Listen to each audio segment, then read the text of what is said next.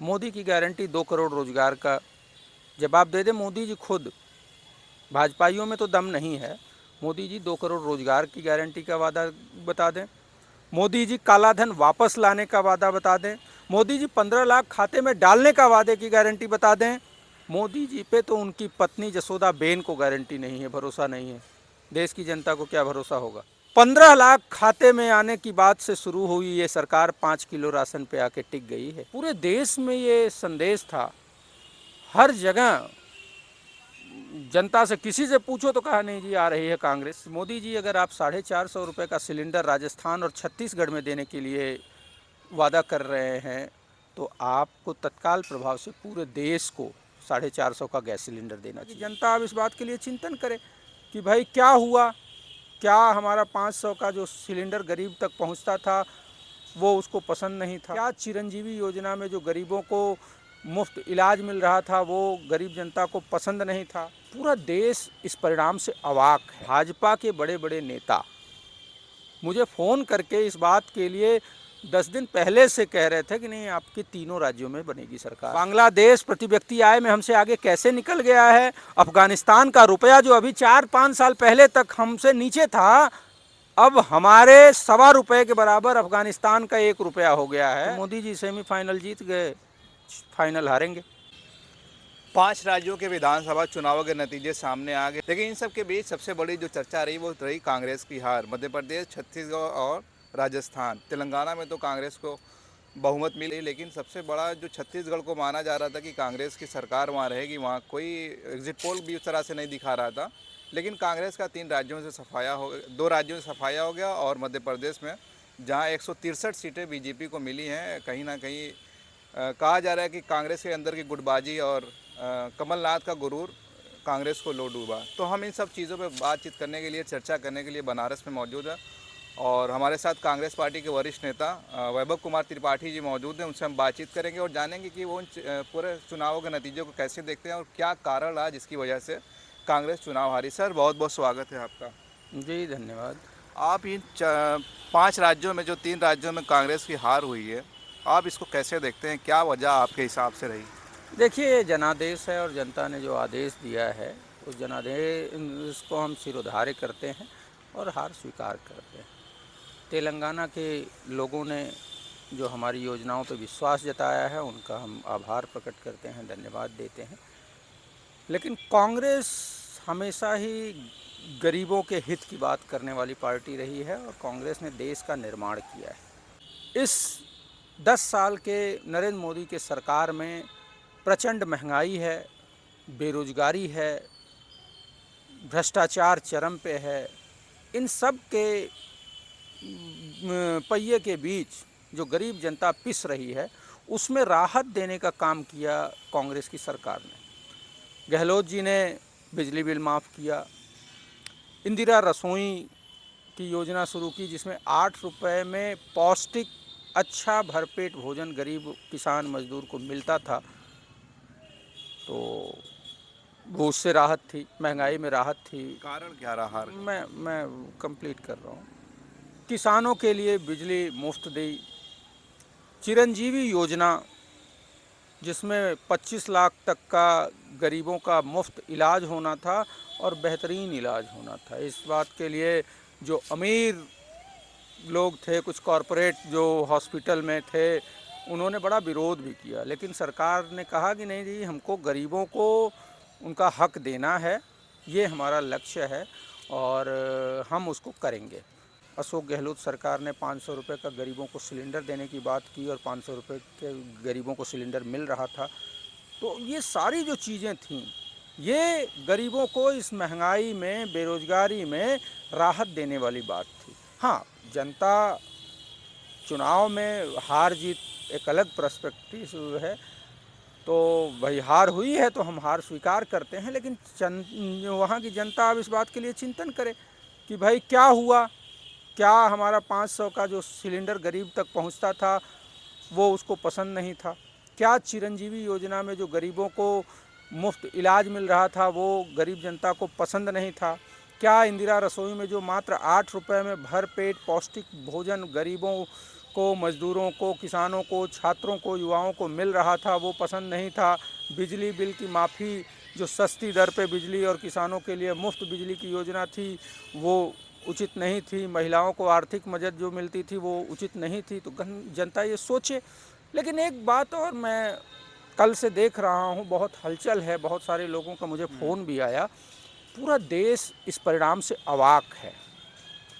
आप भी कई राज्यों में जाके कवर किए इस चुनाव को। आप भी मुझे लगता है कन्विंस रहे होंगे कि मध्य प्रदेश में सरकार बदल रही है और राजस्थान, छत्तीसगढ़ में सरकार रिपीट हो रही है। पूरे देश में ये संदेश था। हर जगह जनता से, किसी से पूछो तो कहा नहीं जी आ रही है कांग्रेस। लेकिन ऐसा परिणाम आया तो वो लोगों को संशय में डाल दिया है। राजस्थान में लगभग 40 ऐसी सीटें हैं जो लगभग 1500-2000 सीटों वोटों से हम हारे हैं, वो भी है। तो अब इस परिणाम से कांग्रेस, इंडिया गठबंधन और पूरे देश की जनता ये सब सजग होंगे और आगामी लोकसभा चुनाव में फिर से नए तैयारी से एकजुट होकर चुनाव लड़ेंगे।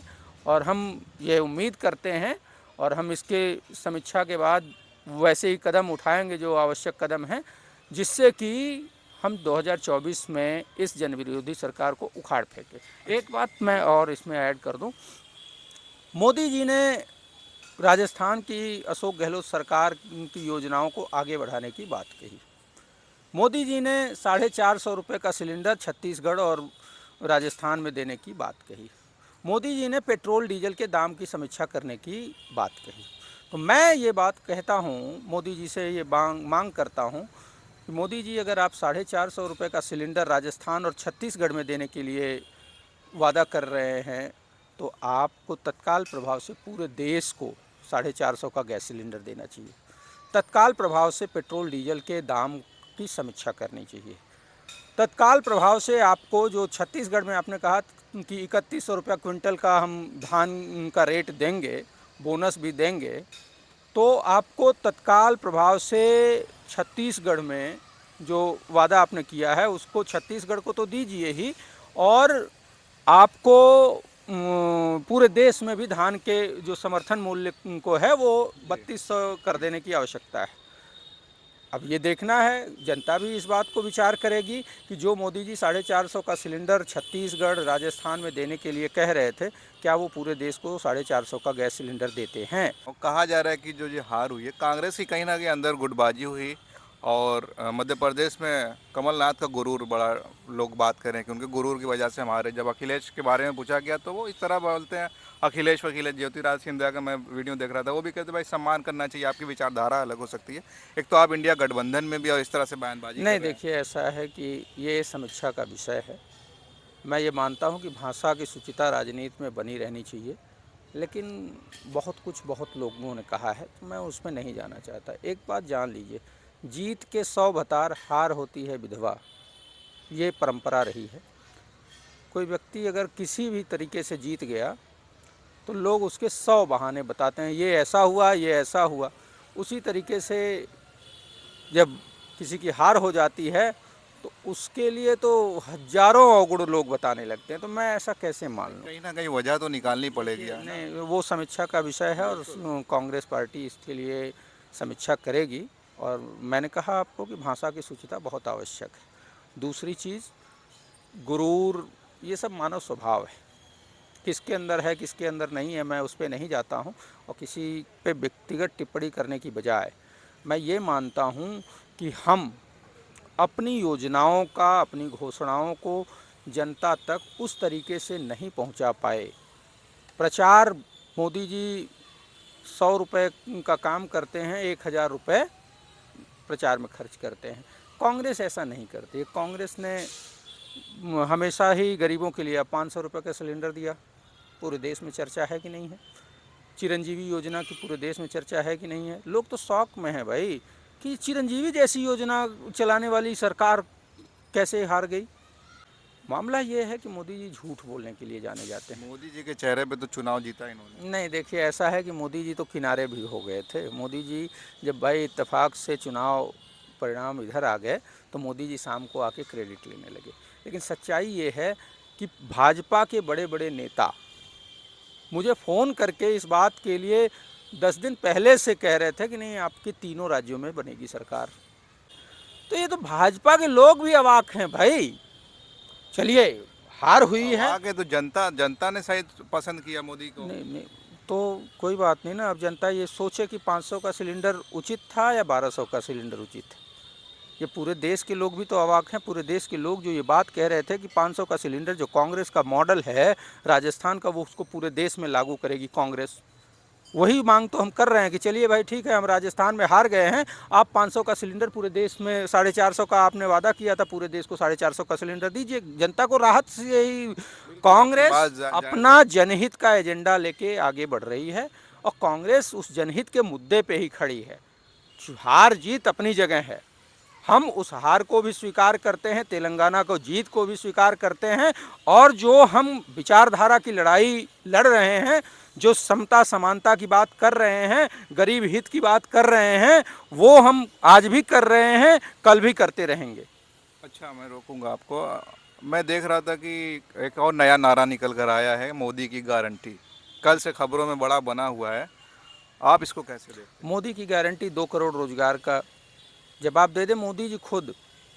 भाजपाइयों में तो दम नहीं है। मोदी जी 2 करोड़ रोजगार की गारंटी का वादा बता दें। मोदी जी काला धन वापस लाने का वादा बता दें। मोदी जी 15 लाख खाते में डालने का वादे की गारंटी बता दें। मोदी जी पे तो उनकी पत्नी जसोदा बेन को गारंटी नहीं है, भरोसा नहीं है। देश की जनता को क्या भरोसा होगा? 5 किलो राशन की गारंटी दी है दोबारा उन्होंने। अब देश की जनता भी इस पर विचार करे, आप भी करिए, मैं भी करता हूँ। 15 लाख खाते में आने की बात से शुरू हुई ये सरकार 5 किलो राशन पे आके टिक गई है। और देश की क्या हालत कर दी है मोदी जी ने कि 5 किलो राशन का वादा करना पड़ रहा है। यही विकास है मोदी जी का। मोदी जी का अगर ये विकास है तो 5 किलो राशन क्यों देना पड़ रहा है? बांग्लादेश प्रति व्यक्ति आय में हमसे आगे कैसे निकल गया है? अफगानिस्तान का रुपया जो अभी 4-5 साल पहले तक हमसे नीचे था, अब हमारे ₹1.25 के बराबर अफगानिस्तान का 1 रुपया हो गया है।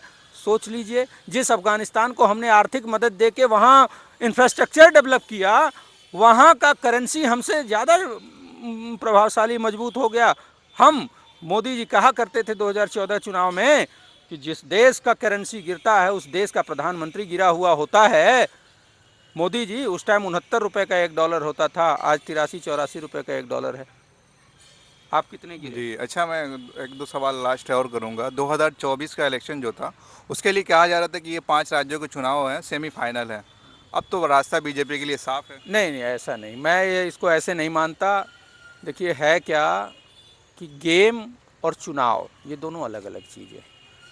और अगर सिर्फ इसी पे बात करें कि सेमीफाइनल और फाइनल, तो सेमीफाइनल जीतने वाला भी फाइनल में हारता ही है भाई। जो 2 टीमें जाती हैं सेमीफाइनल जीत के, उसमें एक तो हारता ही है।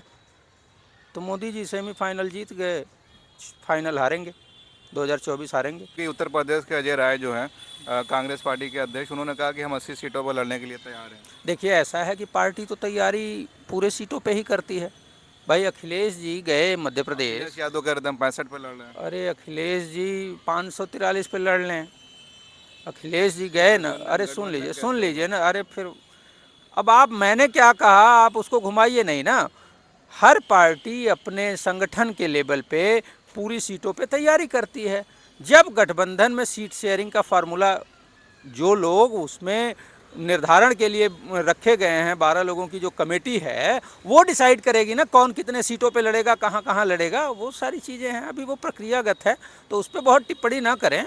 हाँ, तैयारी अखिलेश जी भी करते हैं सारी सीटों पे लड़ने के लिए, कांग्रेस भी करती है, जेडीयू भी करती है, ममता दीदी भी करती है, सभी लोग करते हैं। तो इसमें कोई हर्ज नहीं है। हम संगठनिक रूप से अपने तैयारी के लिए अगर कहें कि हम 80 पे तैयारी कर रहे हैं, तो ये कोई गलत बात नहीं है। हाँ, जब गठबंधन होगा तो लड़ेंगे। अखिलेश जी गए थे मध्य प्रदेश, 72% वोट मिला, ये भी आप देख सकते हैं। अखिलेश जी गए थे वहाँ, तो उन्होंने कहा कांग्रेस और बीजेपी फर्क नहीं। अब आप लोग एक साथ नहीं, जमा होंगे लोकसभा के लिए, तो exactly, एक कैसे आप लोग स्टेज शेयर कैसे करेंगे? एग्जैक्टली बात ये है कि नेशनल इंटरेस्ट में, जनता के दबाव में अखिलेश जी हों या बाकी कोई भी दल हो, एक होने को मजबूर है, क्योंकि ये जो तानाशाह सरकार है ये मिशनरीज का दुरुपयोग कर रही है, धनबल बाहुबल के दम पे चुनाव जीतना चाहती है, सारे जो इनके पास पैसे के कारपोरेट हैं वो पैसा बांट के चुनाव जीतना चाहते हैं। करेंगे। चलिए, बहुत शुक्रिया हमसे बातचीत करने के लिए। ये थे वैभव कुमार त्रिपाठी जी, जिनसे हम बातचीत कर रहे थे कि चुनावों के परिणाम जो है किस तरह से, क्या वजह रही हार हुई। हालांकि इन्होंने बहुत सारे सवालों का जवाब दिया। अब देखना ही होगा कि 2024 को लेकर इंडिया गठबंधन किस तरह से तैयारी करता है। आप देखते रहिए खोज खबरिया। बहुत बहुत शुक्रिया।